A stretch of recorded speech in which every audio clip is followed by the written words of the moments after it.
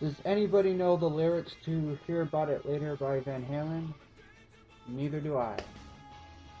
For vocals, obviously this wasn't like a huge just amazingness for the Van Halen songs. You know, they're alright in general, but you know, this is the thing that happens with band-centric games. There's just so many songs by the same band. Your brain just can't hold all those lyrics in by one band, and you tend to forget a lot of the songs. They become less memorable. That happened a lot. I passed through all the songs. Definitely stick to the guest acts if you want some really fun singing.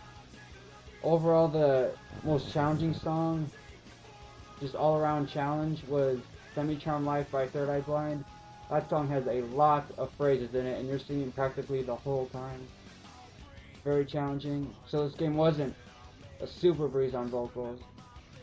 And another thing, since this is using the Guitar Hero Metallica game engine, whatever you call it, the vocal engine goes back to how it was in Guitar Hero Metallica, Smash Hits, World Tour, that kind of stuff. And for those of you that don't know, the Guitar Hero 5 vocal engine is a lot different than this previous engine. So after playing vocals on Guitar Hero 5 for a month and then getting Van Halen, going back to this old vocal engine was pretty, you're just not used to it anymore. It definitely takes you a couple songs to get the feel for it again. You just feel like the little fireball thing that's used to show where your pitch is just moves around too much, whereas the Guitar Hero 5 vocal engine is very, stays in place more, I guess you can say. Like, I'm not supposed to be comparing this to Guitar Hero 5, but since this was a promotional thing that you can only get by purchasing Guitar Hero 5, so you should have probably already played Guitar Hero 5, which is why I would compare it to that, because you should have already played Guitar Hero 5, and if you're trying to sing on Guitar Hero Van Halen, you'll notice the difference once again. So that's another thing I like to bring up. So yeah, overall the vocals, I would probably give a 6.5 out of 10, just because just for band-centric games, unless you really love Van Halen and love singing Van Halen songs, I don't know, these tend to just go in the back of your head and then get lost forever. Might have to sing through them a couple times to even remember what it sounds like. But yeah, I wasn't too disappointed. The guest stocks were pretty solid vocal charts, if I do say so myself. And lastly, we move on to the bass.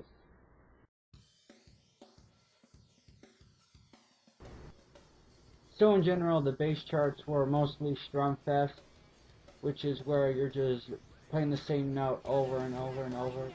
There was some variety to it, you know, just overall through all the Van Halen charts, and even through the guest stocks, there's just a lot of strumming, and more strumming. Couple cool ones though, I'll admit. What was the song called? It was The Takedown by Yellow Card. That was a fun bass chart, definitely. And overall, the bass difficulty definitely wasn't too bad. It never really is, of course, because bass is pretty much in general always easier than the guitar part. I'd give it the bass difficulty for the set list overall, easy to easy medium, probably easy medium would fit it definitely. And so overall for the bass charts, I'll give a solid 7. You know, I wasn't expecting too much from the bass charts, but I was kinda, sorta impressed, I guess. Some of the strum fests are kind of fun. They do add a little variety to it by going up the fretboard and stuff. But then again, they are strum fests. We get tired of that pretty easy.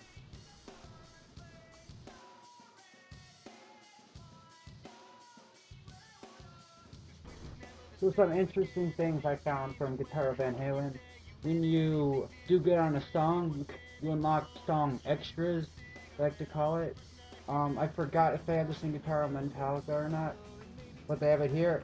And basically they have thing. They have a lyric sheet that you can look at and see all the lyrics for. And then this thing called Rock Facts. What they do is they play the song. Just they play. You don't play through it. You listen to it, and while they're playing, they show like these little facts and trivia about the band that's playing it and about the song that's being played. Almost like a little mini biography of the band. This is pretty cool for the guest acts and cool for a lot of the Van Halen songs. This is definitely something that the die-hard Van Halen fans would enjoy a lot. And yeah, another thing I found interesting, there was they added in for the guest act two of Rock Band 2's famous charts, which was Painkiller by Judas Priest and Master Exploder by Tenacious D, which a lot of Rock Band fans weren't happy to see in there. For the Painkiller chart, for the drum chart, they actually took out the first half of the drum solo in the beginning, which pissed off a lot of people. But of course, since Guitar Hero has the double bass Expert Plus feature for drums, they beefed up the drum charts now so you can attach double bass to it. And now you can actually play the song like double bass now for that. So it's kind of a hit and miss for that thing. One interesting I found for Master Exploder, on Rock Band 2, if you look at the tiering scale, they rated it as a tier 7 for vocals, which is the highest tier in the game for that. But on this game, for the career mode and for quick play, which rates it pretty much, just doesn't have a tiering scale, but it has a list of all the songs going from easiest from the top to bottom, which is the hardest. They have Master Exploder like pretty much almost all the way to the top.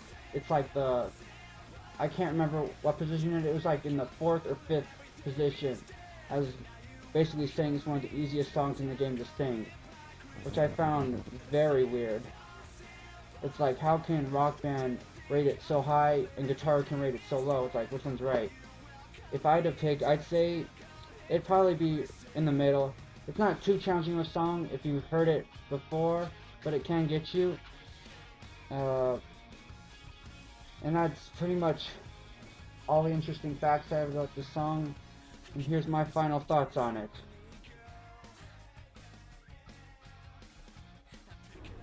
Okay, to wrap up this review, I'm overall giving this game a solid 7.9 out of 10. Reason is, it's a great game. You will love the guitar charts if you're a guitarist. If you're a Van Halen fan, definitely get this game. It has a lot of cool things to it, and but it just doesn't bring anything new to the table, of course. And we all knew that going into this, that you weren't going to get like the next big thing. And you know, Guitar Hero just doesn't put as much effort into their band-centric games as Harmonix did with Rock Band Beatles. But of course, that's because, you know, they only have one game out, and Guitar Hero always had like 3 so far. So, you know, the effort sometimes gets cut in half, so that's understandable. But anyways, 7.9 probably suits the game. If you're wondering when this game comes out in December and you did not buy Guitar Hero 5, therefore you do not have a copy of this game yet, you're wondering, should I get this? Well, it's basically a coin flip for you. Just depends on how much you like the Guitar Hero series. If you hate Van Halen, obviously don't get this. If you're not sure if you are a Van Halen fan or not, definitely at least rent this to see if you like it. The guest acts, I'm telling you, will surprise you. They've got really good guest acts, and the Van Halen songs are pretty solid too. Just definitely at least look at it. Obviously, if you're a Van Halen fan, get this game definitely when it comes out in December. Other than that, that'll wrap up my review. Guitar Hero Van Halen gets a 7.9 out of 10. Stay tuned for more reviews, vlogs, and all that good stuff. And I'll continue on showing you the bass charts from Guitar Hero Van Halen. So stay tuned, and thanks for watching.